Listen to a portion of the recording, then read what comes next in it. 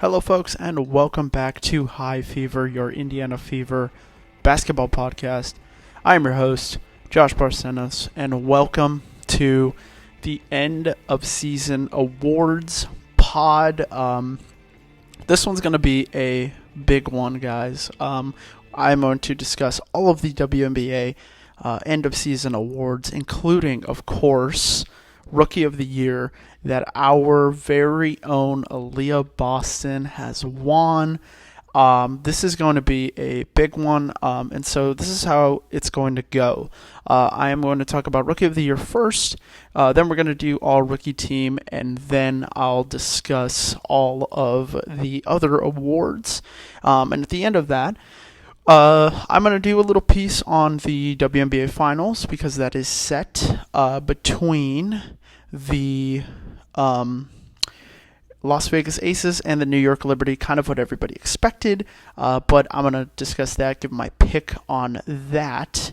So that's going to be the breakdown of the pod. I am excited to be back. I'm excited to be doing another video. This is going to be a really good one, so stick around. Okay, folks, let's do it.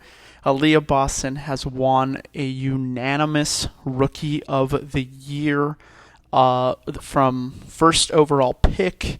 She is now the second Indiana Fever player to win it after Tamika Catchings did it in 2002. It was a incredible season for Aliyah Boston. 14.5 points per game, 8.4 rebounds per game, 2.2 assists, and she shot a WNBA high 57.8 from the field. She is the first rookie to ever lead that category. Just incredibly efficient, a absolute necessity for a Fever team that needed every single second she was on the court. I of course the discourse is going to be her and Diamond Miller, but it's undeniable the impact that Aliyah Boston had on this particular team. Even as a rookie, she looked incredibly dominant in almost every situation. She went toe-to-toe with some of the WNBA's best and didn't look phased for a second. There were low points, there were really, really high points, but when you take it all together, this has got to be one of the best seasons a rookie has honestly ever had. And if you're an Indiana Fever fan and you're feeling a little bit down, especially with the playoffs, we didn't quite make it, this should be such a bright light at the end of this dark tunnel that we've all been in. Guys, this is incredible. Obviously, congratulations to Aliyah Boston. We're in a good spot. That's what I'm feeling today. I'm feeling very optimistic. I think if we can, start building this team out, start bringing in players. I mean, this is what we need as a team.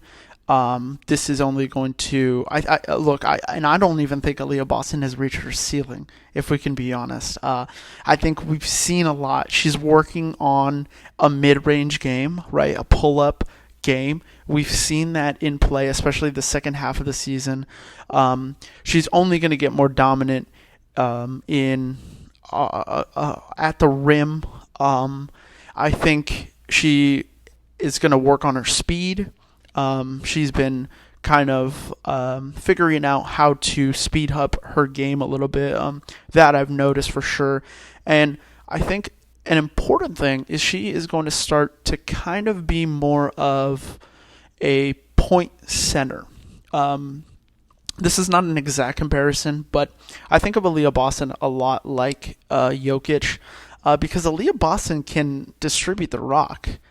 She is not the kind of center that's just going to kind of stand there, bang in the below the rim, and then take her own shot. She can pass it around a little bit. And it was actually kind of a necessity to pass it around because most of the time she was getting double or triple teamed. So she has to figure out how to pass it. And I think that, if Chrissy Sides is really this, if Chrissy Sides really is going to try and unlock Aliyah Boston, I think you kind of give her free range to kind of, distribute and see the floor, make the game her own. This is great. I'm incredibly happy. I'm glad there was not really any controversy. I made that video talking about her and Diamond Miller, and I am glad that they're she's just the unanimous MVP. I mean, that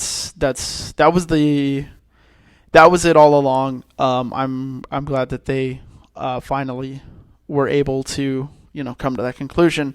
Of course, I am a Fever fan, so I was biased from the beginning, but this segues really well actually into our second category that we're going to talk about here, the 2023 All-Rookie Team. I will read it out for you. Indiana Fever's Aliyah Boston, the Minnesota Lynx' Diamond Miller and Dorka Juhas, and the Seattle Storm's Jordan Horston, and the Washington Mystics' Lee Mang. Of course, we've talked about Aliyah Boston. You got to put her on there. Just a incredibly dominant season. Diamond Miller, an incredible season. A season that I think if you're a Mystics fan, you really couldn't have asked for a lot better from Diamond Miller. She was a scorer, and it looks like, honestly, she's just going to get better from here. So a really, really great season from the number 2 pick. Dorka Juhas. Okay, folks, look, I didn't watch too much of the Lynx, except for when they played us, but I did tune into some of their playoff games. Guys, this team lives and dies by Dorka's defensive minutes. She's kind of crazy, kind of incredible. I don't know. Like, I hope other people are seeing this. I'm not really plugged in per se to the Minnesota Lynx world, but Dorka is a player. I mean, she can absolutely defend. It was pretty eye-opening for me, at least. And I'm not really sure about her regular season minutes. And they must have been also just as incredible. I just remember, when she played us, definitely playing hard. But they had her on those Suns players, kind of locked up. So yeah, I like Dorka. I'm glad she was included on this all-rookie team. Seattle Storm's Jordan Horston. Okay, so this one's going to be one that I am a little bit not confused, but definitely this one went under the radar for me. I'm gonna look at her stats here, right? She shot 36% from the field. So 5 rebounds, 6.2 points. I can't really comment on this because I didn't really watch too many Seattle Storm games. But okay. I mean, I see it. 36 games. She definitely was out there. Started half of them. So okay, all right. I mean, I'll get behind it. Not a lot of complaint there, I guess. Washington Mystics Lee Mang. Okay, if you go back and watch my Washington Mystics videos whenever they played the Fever, I am singing Lee Mang's praises. I am absolutely going bananas. I want more people to watch Lee Mang play basketball. She is a absolute player. She is a age 28 rookie from China who can absolutely move around. She can shoot it. It was a great season from her.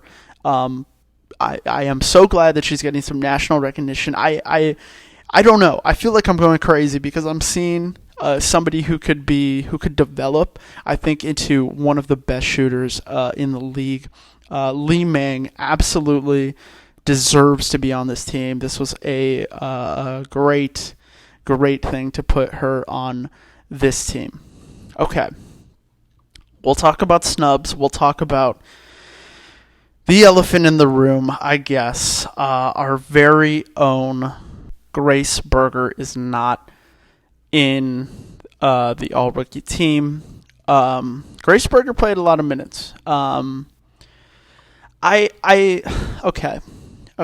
Here's the thing, and I want to say this. First off, I think Grace Berger was a pretty vital part of this team. Kind of learning behind Christy Wallace, trying to figure out her role.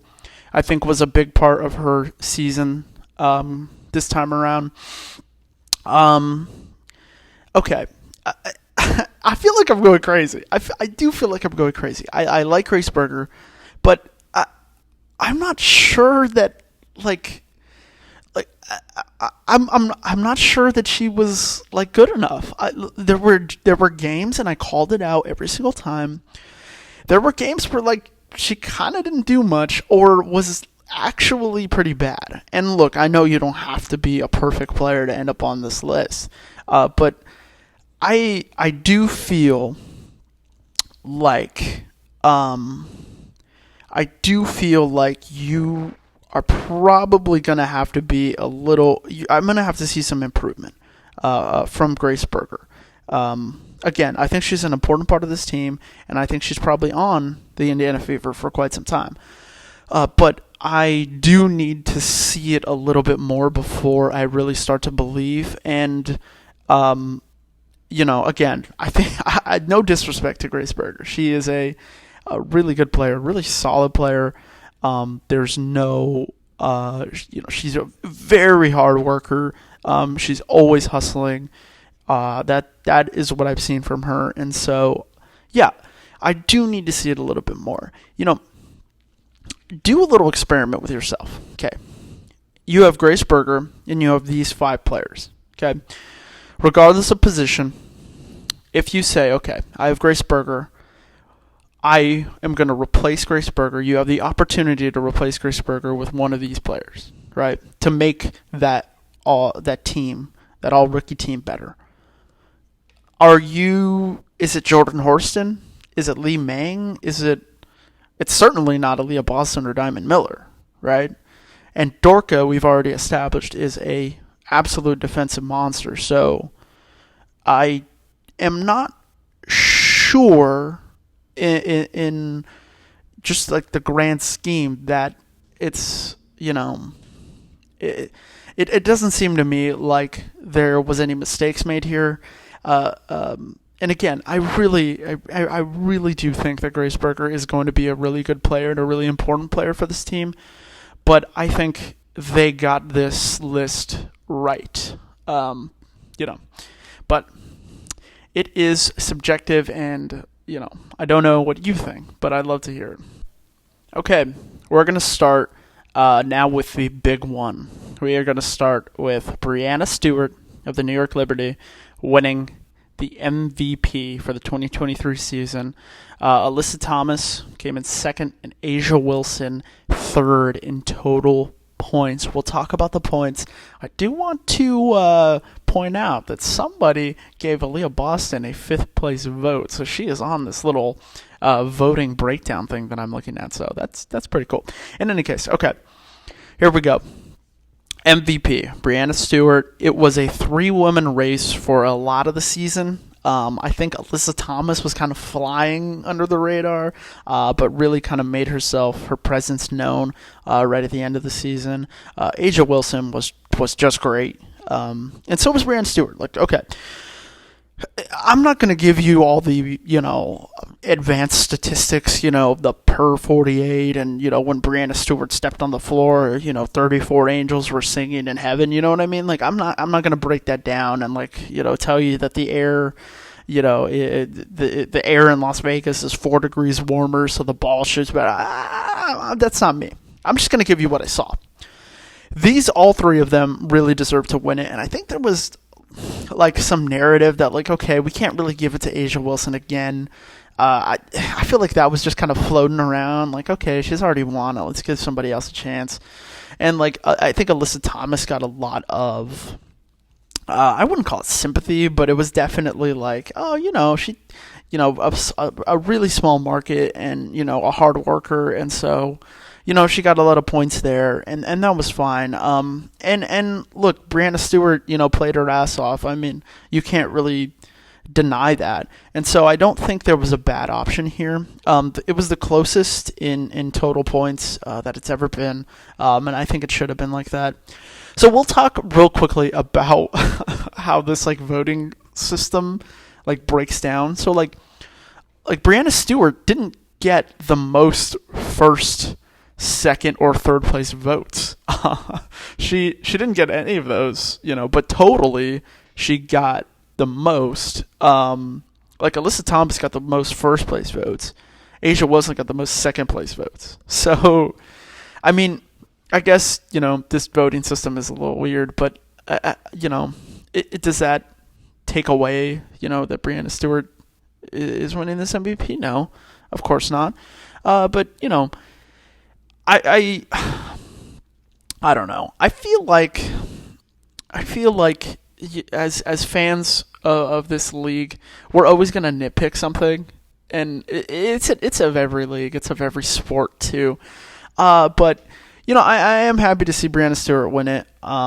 They really leaned into the mom angle, which I thought was interesting. But yeah, this it's going to be like this, I think, for a couple more years. And A'ja Wilson is such a good player, and she's so young. And I'm looking at this list here, this voting breakdown. You've got, Nafisa Collier, you've got Satu Sabali getting some like significant votes. Chelsea Gray is getting votes. Jewel Lloyd, Jackie Young, Arike, of course, Aliyah got some votes. Sabrina Ionescu. This list is just chock full of the stars that we have in this league, and yeah, if you're a fan of Connecticut or Las Vegas, yeah, you're probably a little bit upset. But yeah, like I said, I think it was a neck and neck race, and any one of these players could have won it and absolutely deserves it. So congratulations to Brianna Stewart, WNBA MVP for the 2023 season. Okay, moving right along. A'ja Wilson, Defensive Player of the Year. Yeah. Yeah. No, absolutely correct. That's just like, I mean, come on. She was a beast. She is a absolute beast. 1.43 steals a game, 2.23 blocks a game, 9.5 rebounds. Just an absolute monster season. When I watch the Aces play, it's so hard for the opposing two centers to drive the lane. We watched our very own Aliyah Boston try her best going up against A'ja Wilson, and sometimes Aliyah got the best of her, but most times, I mean, look, A'ja Wilson is only getting better. She is only improving. She is such a force down there, and arguably she is kind of what makes that Las Vegas team go. And so I don't think there's any controversy there. That is such a solid pick. She is absolutely deserving of that award. Okay, moving right along, we are going to talk about the all-defensive first team. We've got the Las Vegas Aces, A'ja Wilson, Connecticut Suns, Alyssa Thomas, Mystics, Brittany Sykes, New York Liberties, Brianna Stewart, and LA Sparks, Jordan Canada. Nothing really surprises me here, but Jordan Canada. How about that, huh? Kind of a sneaky little pick. I like this. Hard worker. When I went to the Sparks game, she definitely was just hustling, making plays. Brianna Stewart is just lanky. She's a pest that is absolutely deserving of this defensive first team. Alyssa Thomas, she put in work. Okay, I don't want to hear it. She was absolutely a crucial part for that Connecticut Sun team. And of course, A'ja Wilson, just an animal, an absolute beast. I loved her play this year. I thought it was so good. She really is putting, she's really hustling and making sure that Aces team can make it, and they have made it, to the WNBA Finals, and a lot of that is due to the defensive play of A'ja Wilson. Okay, here we go. The most improved player is Dallas Wings' Satou Sabally. I have loved what Satou Sabally has done this year. She has absolutely come back in a incredible fashion. The Dallas Wings are a incredible team with Satou Sabally on the floor. They absolutely have so much chemistry. I think Arike, there is stuff that she needs to work on, and same with Satou Sabally. I think that team is only on the come up for sure. A disappointing playoff performance, but Satou Sabally absolutely deserving of most improved player. She has just been really, really solid, and I am glad to see her get recognition for all the hard work she's put in. In person, she's electric, great defender, most improved player. And finally, for now, the sixth Woman of the Year is the Las Vegas Aces, Aliyah Clark. A great season from Aliyah Clark. Kind of I don't know. I mean, it kind of feels like, it was sort of not a given, but like, when you're on the best team in the league, arguably the best team in the league, it's like, yeah, okay. You're probably going to get some recognition for that. I liked everything Aliyah Clark did. I don't think that there is kind of any controversy. There was, okay, if you're floating around Fever Internet, you're going to see where was Christy Wallace. But, I mean, come on. Like, I'm not really sure that that needs to be a conversation right now. But, no, it was a wonderful season by Clark. And of course, that Aces team is just so good. And, there's no doubt that she definitely played a role in helping that team become, what it is. That is it for my awards talk. There is the WNBA first teams are not out yet, but this video does need to come out, so we will discuss at a later date. Now it's time to talk about the WNBA Finals. They are set to start here. It is the Liberty versus the Aces, the battle of the super team. You could have wrote this when the season started and you would have been correct. These are two amazing teams, of course. They've got killer players on both sides. They've got, game changers and every, superlative you want to say is applicable to both of these teams. These are just great teams from top to bottom. Okay, so I am just going to give my pick. I think Aces in 4. They are just too good. They're too loaded. And I know head-to-head, the Liberty have won 3-2 this season, including the Commissioner's Cup. But I think the Aces are just going to lock in. I think they're gonna be able to withstand what the Liberty are going to be able to put up. I think it's good for the league. I think it kind of harkens back to the LeBron Cavs and the Golden State Warriors when it felt like they were playing each other in every NBA Finals. This is obviously it's not the same, but it kind of feels similar. Like, okay, how much longer are these teams going to be, this good? Because I think it's going to be quite a bit longer. But look, it's going to be a good finals. My pick is Aces in 4. I think A'ja Wilson is just too good. But there's going to be some like vintage Brianna Stewart games. Sabrina Ionescu, I know, is going to go off in one game.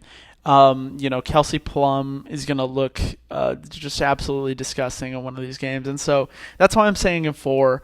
I do feel like there's going to be enough for the Liberty.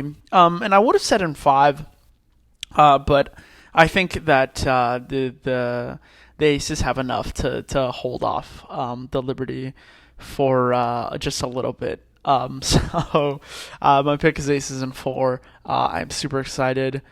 And we're to the end of the video. So thank you for tuning in. This has been, I've taken some time off, obviously.